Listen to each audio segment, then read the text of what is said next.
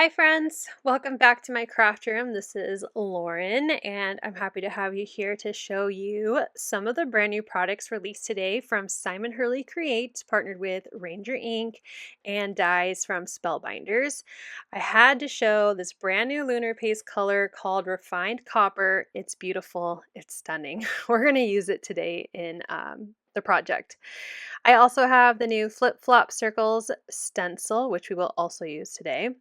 This is the adorable leaf prints rubber stamp set with coordinating dies. This is floral borders. Loving these different kind of style florals in those images. I also have the wings and things background peel apart rubber stamp, and I'm going to be using those in future projects, so make sure you're following me over on Instagram so you can see those. This is my favorite of the new stamp sets, the fall sampler.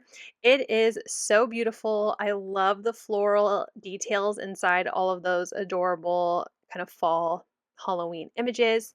I also have Perfect Cats, which is really fun. And like I said, I'm only using a few products in today's video, but you will see more from me in the next few weeks. So we're going to start with creating the background as per usual, because when we use stencil paste, it needs time to dry. So I've trimmed down a panel of watercolor cardstock, and I trimmed this to be 4 by 5 1/4, and I'm putting it onto my waffle flower grip mat. This is the 8.5 by 6, I believe, size, which is perfect for stenciling. I have the 6 by 6 as well, but this is my favorite size. I grabbed a few different ink pads and I'm going to do some ink blending. This is Piggyback from Simon Hurley and it's very, very light. So I kind of fast forwarded here and I did multiple layers of this color. Once I was happy with the amount, I'm bringing in Lantern Light from Scrapbook.com and I go in between those two colors to get a nice blend of a pastel orange in between. And finally, I'm bringing in Overzealous Simon Hurley, and that will be the final layer on this pastel background. These three colors blended so pretty together. I really like the soft feel. And now it's time for the fun part. We're going to be stenciling.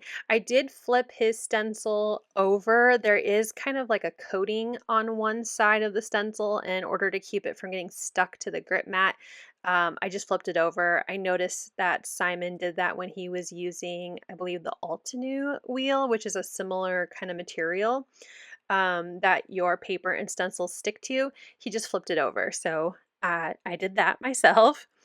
And then I have his tools to do some stenciling with. So I put a bunch of the lunar paste on one side. I don't know why I went from the side. I just felt like it would go smoother, but I don't think it really matters.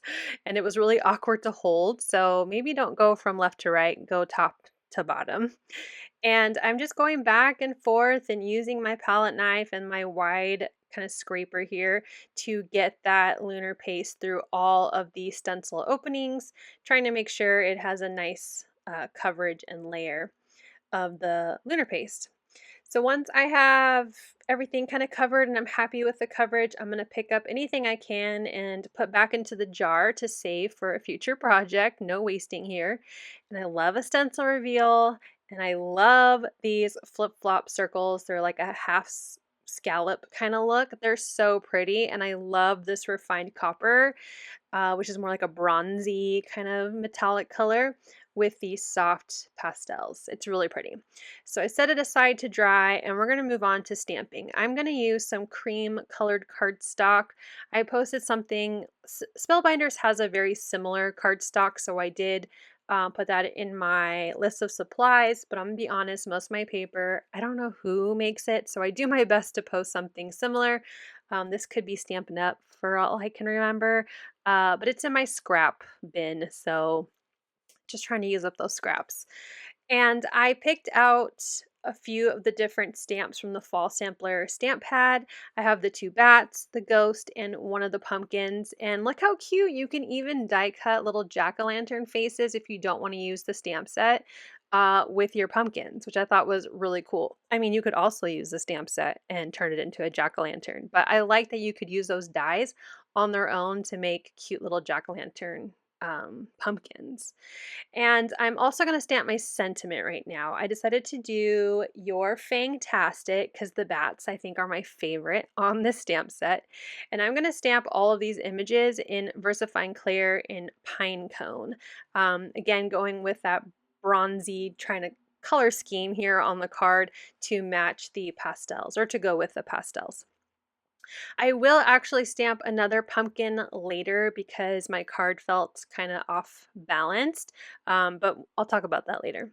So now I'm lining up the floral images, so forgive me for sticking my head into frame so much, but I wanted to make sure those stamps were lined up to the floral images, and it was super easy to do so, especially with stamping with such a dark color for the first layer.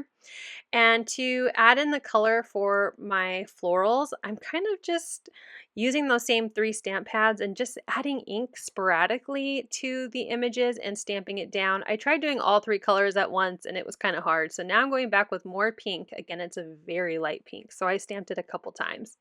And now I'm going back in with more yellow, and finally I'll add in more green. I wanted that same blend that I have on my background to also be the floral images, or the floral parts of my images, and I think they turned out so pretty. I used the coordinating dies to cut out the 2 bats, the pumpkin and the ghost, and then I used a banner die from my stash. This particular one is from the mini Slimline stitch layer dies from PopsicleSticks. It's the smallest banner. Just using a banner in my stash to cut out that sentiment. I have my A2 card base and I am gluing down an A2 die cut piece of that same cream cardstock that I did all my stamping on. And I was getting impatient. I should have let my background dry more, but I didn't. It's kind of dry, like it's not too bad. So I'm going to use some liquid adhesive to glue this down so I don't have to, put it on my glass mat in order to run my tape runner. But you'll see here, I'm going to stick my finger in one of the scallops and I'm going to realize it is not dry right there. So I'm going to be very careful with finishing up my card. Instead of setting it aside to let it dry, I just really wanted to see my final card because I was so excited about this stamp set. So I do have a couple fingerprints in some of my scallops, but I'm going to cover most of them with my images. But yeah, wait until your lunar paste is dry. So I'm kind of doing a dry run of how I think my images are going to go. I end up completely abandoning this original idea as I started hearing things, but that's okay. I just was going with what felt good as I was putting my images onto my card base and my card background. So I'm using foam adhesive for all of my images. I'm going to pop everything up. I'm using my scrapbook.com strips, the small squares and the big squares just throughout this video, throughout this project. And I'm going to start with one of my bats trying to cover up 2 fingerprints at once, which I was very successful with. And then I'm bringing my other bat and I'm going to put it towards the top as well. I thought about putting it lower, but I like those 2 bats kind of flying on top of my scene. I have my ghost and I'm putting it all the way to the right because the florals are to the right and I'm going to overlap my pumpkin. So I didn't want to cover up any of those pretty images. Now I did put my pumpkin down and then I added my sentiment banner, but I ended up not liking like I said, it was off balance. So I moved my pumpkin a little bit to the right and then I stamped another pumpkin, a different one, and I'm adding that to try to kind of balance my card a little better. Now I feel like it's a little too heavy on the left, but you know what? It's cute and I love it. I love the colors. I love these images, and I'm so thankful to Ranger and Simon for sending me these products to play with. Like I said, check out the brand new release down below in my description. Let me know what stamp set is your favorite from this new release, and make sure, like I said, you're following me to see even more from the new products from Simon and Ranger. Thank you so much for watching. I hope you'll click like, and if you're new here, I hope you'll subscribe and come back. As always, you can find everything I use down below in the description box. Thank you and have a wonderful day. Bye!